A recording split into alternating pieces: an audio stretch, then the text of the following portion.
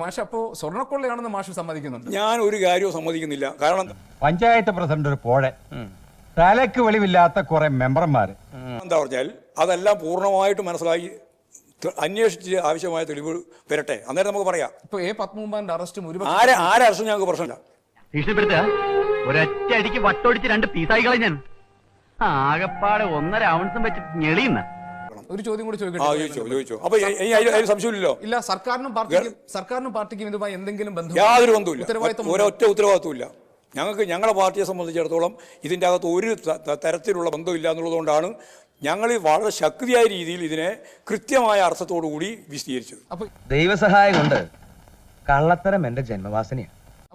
അന്ന് മുതലേ പറഞ്ഞുകൊണ്ടിരിക്കുകയാണ്. അപ്പൊ എൻ വാസുവിനെ കുറിച്ച് കടകംപള്ളി സുരേന്ദ്രനുള്ള ബോധ്യം ഗോവിന്ദൻ മാഷ്ക്കില്ല? ഇല്ല, എനിക്ക് അങ്ങനെ ഒരാളെ ബോധ്യമൊന്നുമില്ല. ഞാൻ ബോധ്യപ്പെടേണ്ട കാര്യമില്ല. എന്റെ സഭാനെ, കഴിഞ്ഞ 20 കൊല്ലമായിട്ട് നിന്നെ ഒരുത്തനെ വിശ്വസിച്ച് ഞാൻ എന്തൊക്കെയാണാ കാണിച്ചു കൂട്ടിയത്? ആരെയൊക്കെയാണോ ഞാൻ വെല്ലുവിളിച്ചത്?